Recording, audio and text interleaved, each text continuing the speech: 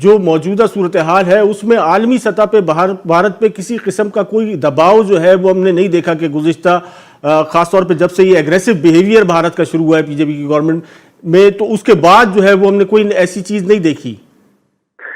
बिल्कुल आप सही फरमा रहे हैं। दुनिया को मसलहतों से बाहर आना चाहिए, उन्हें अपने कमर्शियल इंटरेस्ट से बाहर आना चाहिए, और इसी चीज को इसी की बुनियाद पर मैंने ओआईसी के वज़ीर खारजा को खतूत लिखे और उनकी तवज्जो इस्लामोफोबिया की तरफ दिलवाई। जैसा मौजूदा सूरत हाल में जिस किस्म का जो तनाज़ा इस वक्त हम देख रहे हैं भारत के माबैन और चीन के माबैन, जो सूरत हाल पेचीदा होती चली जा रही है, और लेकिन भारतीय रवैया जो है वो बहुत ज्यादा मुख्तलिफ है इस तमाम तर सूरत हाल में। खित्ता किस हद तक जो है वो मुतासिर हो सकता है इस तमाम तर सूरत हाल में, आपके ख्याल? देखिए, पाकिस्तान बड़ी तशवीश से जो इस वक्त हिंदुस्तान और चीन का स्टैंड ऑफ है उस पर निगाह रखे हुए है। हम सिचुएशन को लम्हा ब लम्हा मॉनिटर कर रहे हैं। अब ये एक बड़ी खतरनाक सूरत हाल है। मैं तो पहले ही अक़वाम मुत्तहिदा के सेक्रेटरी जनरल से बात कर चुका हूँ, सलामती काउंसिल को खत लिख चुका हूँ, और मैं समझता हूँ कि इस पर हमें बेपनाह तशवीश है और इस पर निगाह रखने की बेशक तशवीश अपनी जगह मौजूद है, लेकिन जो सूरत हाल है वो तो हाल मतलब डे बाय डे जो है वो पेचीदा होती जा रही है, या भारतीय रवैया जो है गुज़िश्ता काफी अरसे से हम देख रहे हैं कि मुसलसल एडवांसमेंट की तरफ है साहब। लेकिन ये जो कश्मीर का मसला है, इस पे पाकिस्तान का जो जिस तरीके से नैरेटिव बिल्ड किया गया था, हमने देखा कि वो आहिस्ता आहिस्ता जो है वो स्लो डाउन होता चला गया, और उसके बाद जो है आज कश्मीरी उसी कर्ब में मुब्तला है मुसलसल, लेकिन आलमी तवज्जो जो है उस तरीके से हम नहीं दिलवा सके जिसकी जरूरत थी। देखिए, मैं आपसे बसद एहतराम इत्तफाक नहीं करता।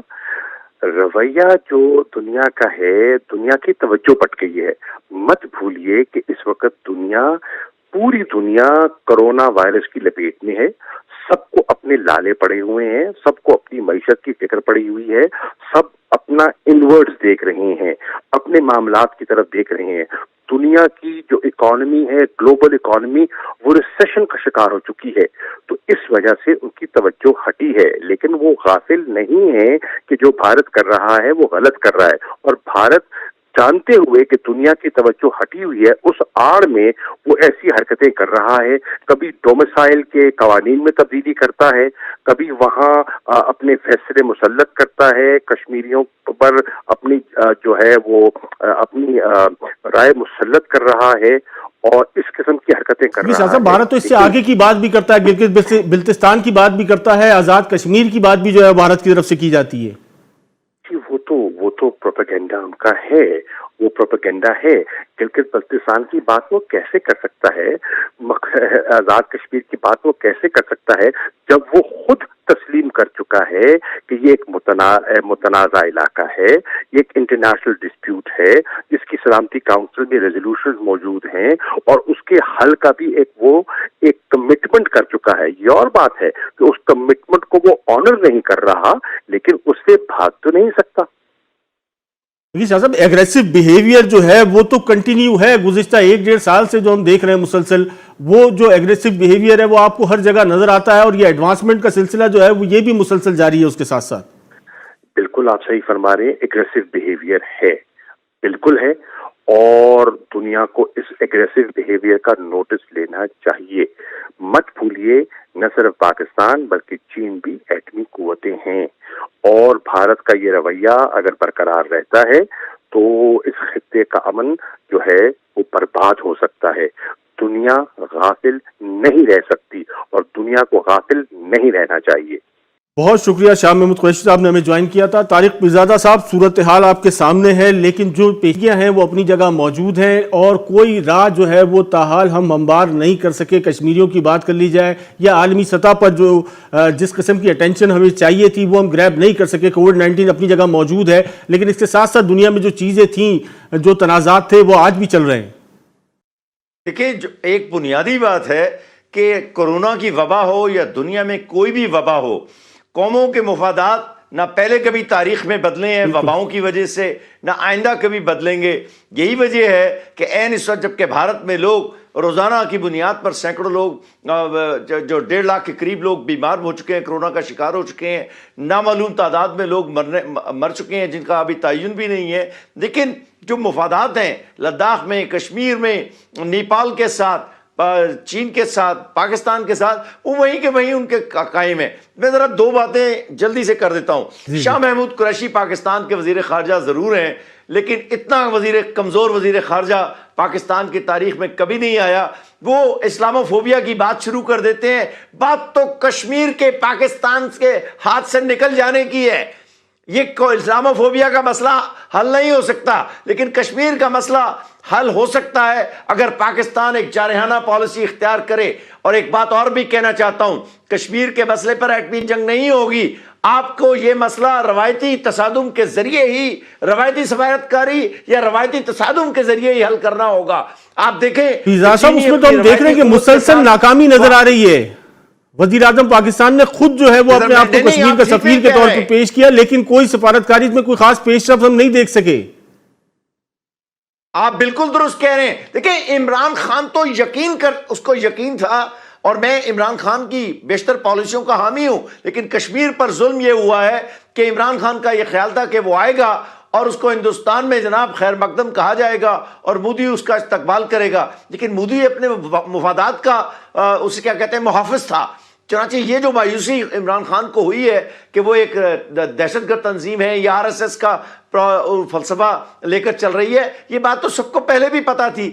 چنانچہ جو بات ہے 2-3 ہے. چین کے ساتھ جہاں تک معاملات کا تعلق ہے، روایتی قوت کے ساتھ چین آپ کھڑا ہوا ہے، اور جتنی جو ان کی پوزیشن ہے لائن آف ایکچوئل کنٹرول کے ساتھ وہ بالکل درست ہے.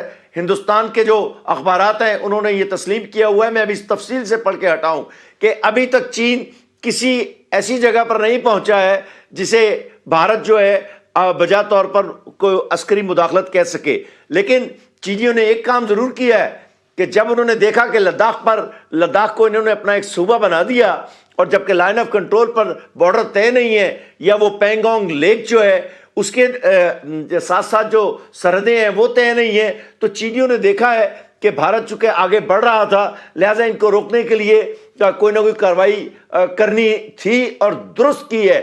افسوس یہ ہے کہ پاکستان کشمیر پر بھارت کے قبضے کے بعد کوئی کارروائی نہیں کر رہا ہے.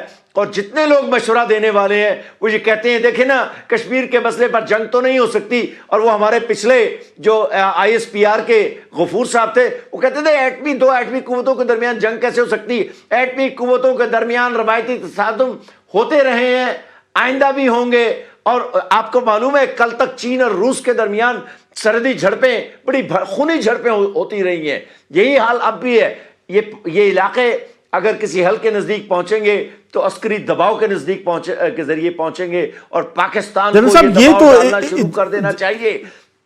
جنرل صاحب، یہ تو بہرحال ایک چیز اسٹیبلش ہو گئی ہے کہ ایٹمی قوتوں کے مابین جو ہے وہ جنگ جو ہے وہ ایک مشکل ترین عمل ہے، لیکن ایٹمی قوتوں کے درمیان جو ہے وہ توازن کے ساتھ جو ہے بات چیت یا مسائل کا حل ضرور تلاش کیا جا سکتا ہے. نہیں، میں نہیں مانتا ہوں. ذرا میری بات سن لیجئے. ایٹمی ہتھیار، ذرا سی مجھے 1 سیکنڈ دیجئے. جی فیضا صاحب، جی بات کر لیجیے آپ. جی فیضا صاحب آپ میں کمپلیٹ کسی کیجئے. کا وقت نہیں لینا چاہتا. دیکھیں ایٹمی ہتھیار تو 2 ملکوں کے درمیان ایک دوسرے کا وجود ختم کرنے سے روکنے کے ہتھیار ہیں.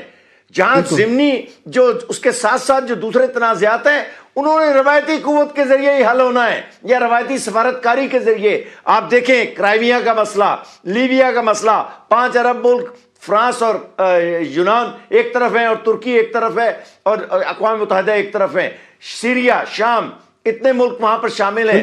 کوئی مسئلہ ایسا نہیں ہے. ان تمام مسائل نے روایتی ہتھیاروں اور روایتی قوت کے ذریعے ہی حل ہونا ہے اور روایتی سفارتکاری کے ذریعے. ان 2 میں سے ایک کے بغیر انہوں نے حل نہیں ہونا ہے. ایٹمی جنگ کی بات جب ہم کرتے ہیں تو پاکستان اور بھارت کے درمیان کنونشنل فورسز کا تعاون چونکہ عدم آپ کہہ لیجیے کہ اس کا ایک تناسب ایسا نہیں ہے جو کہ پاکستان کے لیے فیوریبل ہو، تو ان حالات میں پاسبلٹی یہی ہوتی ہے کہ آپ اگر جنگ چھڑ جاتی ہے تو نیوکلیر ویپن کا استعمال ہو سکتا ہے کہ ارلی اسٹیجز پہ ہو جائے، کیونکہ آپ کا ڈاکٹرن کہتا ہے کہ آپ اپنے سرزمین کا 1 انچ بھی ٹریڈ نہیں کر سکتے، لہذا جب لاس آف ٹیریٹری اگر کہیں ہو جاتا ہے کسی وجہ سے تو پھر آپ کو اپنے نیوکلیر ویپن استعمال کرنے ہوں گے.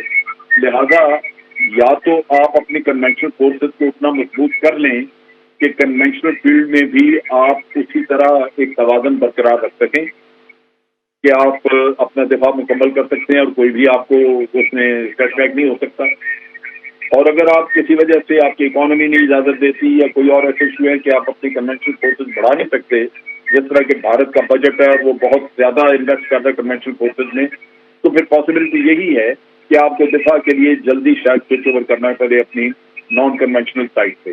تو لہذا یہ خطرہ موجود ہے. بہرصورت یہ ایک ڈبیٹیبل ایشو ہے.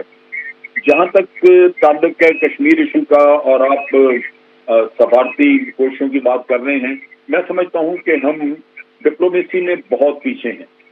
ڈپلومیٹک ایفرٹ ہماری جو ہے وہ تقریباً نہ ہونے کے برابر ہے.